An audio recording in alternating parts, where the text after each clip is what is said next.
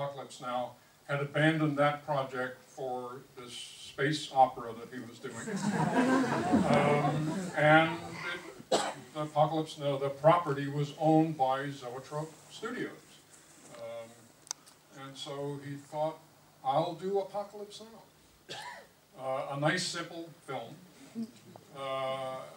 And he sketched out a plan for making the film, which involved 3 bankable stars, and a production schedule that allowed no latitude for improvisation or mistakes, which he realized was his own proclivity. He was just going to run straight through the film, and he set out to make that film. As some of you may know, Harvey Keitel was cast in the role of Willard in the film. And he shot for a week in the Philippines, 2 weeks. This was before there was such a thing as video replay. Vittorio Storaro was the cinematographer and had insisted that the film be shipped to Rome from the Philippines and developed in Technicolor Rome. So there were no dailies. So he was simply shooting the film on this initial kind of gyroscopic idea of how the film should be made. And finally, after 2 weeks, they looked at dailies. And to his eternal credit, although at great cost, he realized that he couldn't make that film. That 16-week speed demon of a film. And there was a massive overhaul of everything. One of the casualties was Harvey Keitel, whom he realized was not right for the part of a character who really doesn't do anything in the whole film until the very end. He restarted the film a month after the beginning of the original shoot, and that became the Apocalypse Now that you know. And of all the films he made, it's the one where he had to reach down deepest into his guts and pull out not only his intestines, but all of his internal organs and hack away at them in blazing full view of the public for 3.5 years. By the time they were shooting, I was in England here, working on Julia, directed by Fred Zinnemann, and I flew one weekend in April of '76. I flew to the Philippines from London for a meeting about the mix. What were we going to do about the mix? Because the plan was then that I would mix the film. As it turned out, I wound up as one of the picture editors on the film, but at that time, that was the plan. And it was just a week after Marty had had a heart attack. And the entire unit was in a state of paralysis, wondering, would he recover? If he didn't, what would happen? But nonetheless, what can we shoot in the meantime until we know? And I was sitting with Francis. He had a little cottage in the jungle. We were sitting in the front porch in the Philippines and talking about this and that. And we noticed a figure coming through the jungle in the distance, heading toward us. And the closer it got, we saw that it had on a suit, and there was a briefcase in its hand. And as it got closer, Francis recognized Mike Medavoy, who was head of United Artists at that time. And Mike had flown in from Los Angeles to talk to Francis about Marty's heart attack and what was the plan. And he stopped at the base of the little balcony that we were on, and Francis said, "Hello, Mike." "Hello, Francis," said Mike. And then Francis said, "I bet I'm worth more to you dead than alive." And so, with those words, let's look at the film, and then we'll continue with this discussion afterwards. Thank you.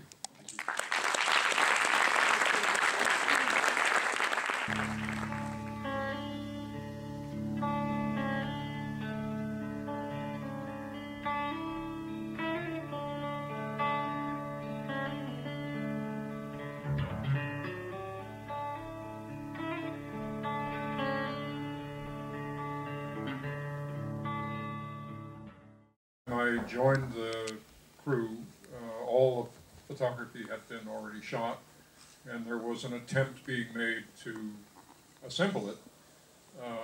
It had not yet been fully assembled, and the plan was at that time, this was in August of 1977, that the film would come out in December of 1977.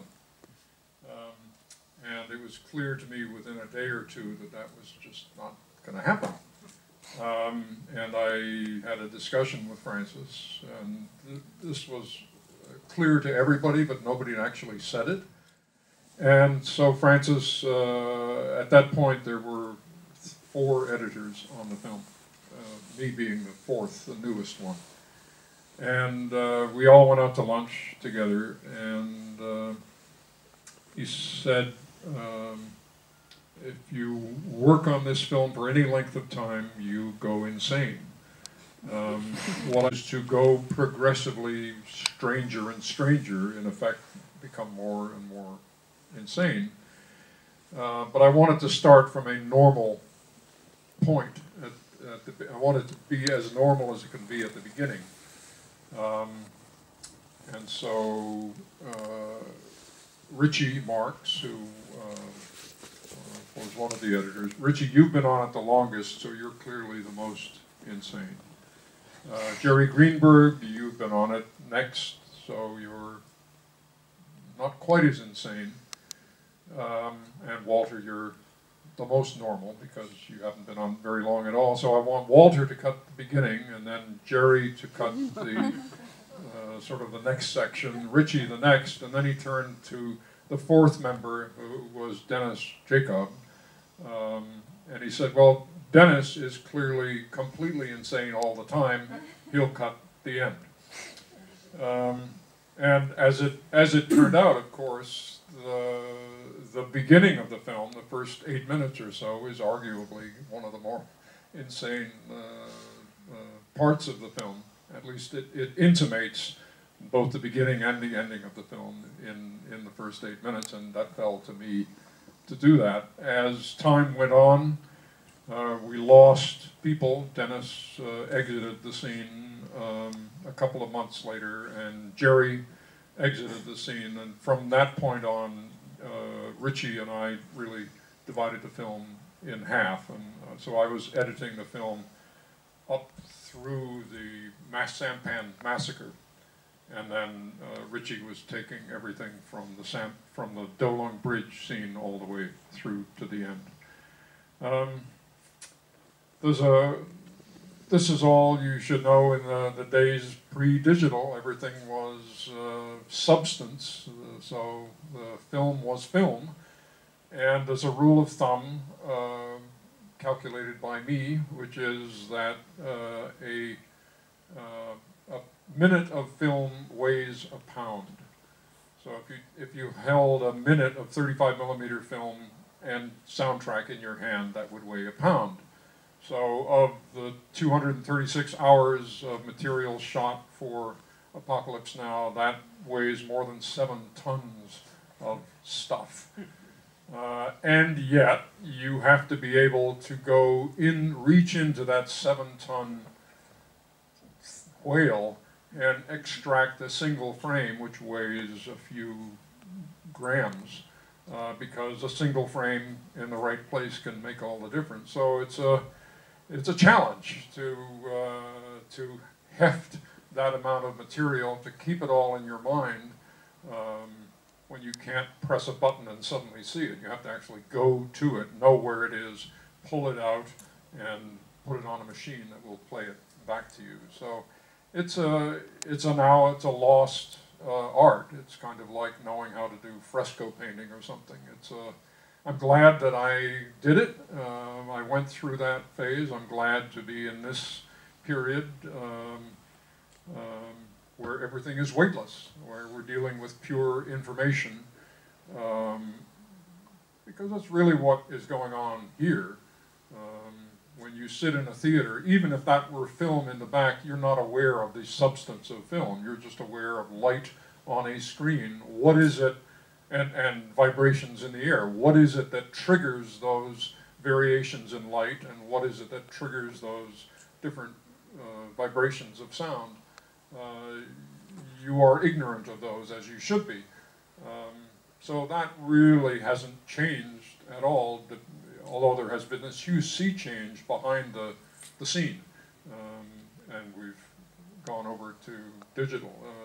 John Gregory Dunn, the writer, was commenting on this a number of years ago in an article that he wrote, and he said it's the equivalent of surgery before anesthetic. That what we were doing was this kind of thing where you had the patient on a slab and you were hacking away at the flesh of the patient itself. And what we're now, we invented anesthetic. Essentially digital information is a kind of electronic anesthetic that allows this process to happen in a painless way, relatively painless. You edit standing up, don't you? Because you've previously said that editing is much like surgery. It's sort of a precise art form. Yeah, we're talking about the fact that I edit standing up, and I would encourage any of you who are interested in editing to at least examine that as a way of working. It's not foreign. Architects have worked standing up for many. In fact, I use an architect's table to edit on. But I actually, Apocalypse Now, I edited sitting down.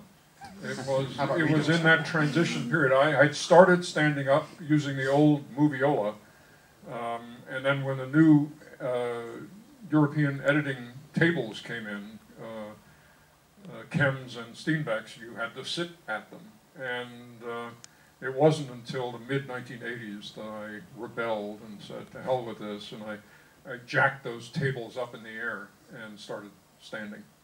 So I'm going to try it. I swear I'm going to change. Do we have any questions? There's one just there, and we've got one at the front here. So if anyone get a microphone to somebody, we can. Who is it here? So who wants to ask a question? This lady here. And this gentleman back there. Is it on? Oh yeah. You must have seen the film quite often, so I was very much wondering what you thought when you saw the film now again, and how you look at it. I had a good time tonight here watching it. There's a very good sound system here, so that was a nice pleasure. And the image, of course, is now digital. And so I was intending not to stay, but the film hooked me. So that after having seen it so many times, you know, I wound up seeing it for some reason one way or the other every couple of years. So I was happy to have seen it again tonight. I think that most people should watch Apocalypse Now once every couple of years anyway. It should be golden rule of cinema. Have a question at the front here? You got the microphone. I've always been very interested in this dramatic change that happens after the bridge, and when you get into Kurt's territory. It's very interesting to hear that this was a change in editor, so you didn't have anything to do with editing that final section. And my question is really, if you had, how do you think the film would feel different? How do you think it would be different? Well, there's, I guess, two ways to approach that. The first simple answer is I don't know, because I've never seen all of the dailies out of which the second half was made. There's just, as you can imagine, there was just so much that I had to just concentrate on the material that was part of my responsibility. We would screen the film, and then we would all just start talking, and we'd have various opinions, and we'd make lists, and then we go back, and each of us would apportion the things related to our work. But there's a funny psychological phenomenon in that there is a will, I think, on the viewer's part, and I partly include myself in that, but I'm not really. I'm behind the scenes on this film. But you will continue to make a film seem a certain way, even in defiance of the facts on the ground. The equivalent would be if you had a musical instrument and you slightly detuned that instrument. You can hear that sound, and even though it's slightly going off key, you will, in your mind, say, no, that it's the right key, until there comes a snap point and you say, no, it's out of tune. And then you suddenly become aware of the fact that it's out of tune. So we as filmmakers are bending this film progressively, but the experience of watching the film is a more sudden snap when your tolerance level, in a way, reaches the end and you say, okay, I can't, it's not a normal film anymore. And wherever that is dependent on who you are and what your expectations are and how many times you've seen the film. And it's a failing on our part in the sense that we could see that it was getting strange. Our intention was to veer it progressively, but in the trajectory of watching the film, the urge is to keep the keel planted and to keep the boat going in a straight line until you can't anymore. So it's, I don't think it is fundamentally a function of the fact that there's a different editor there.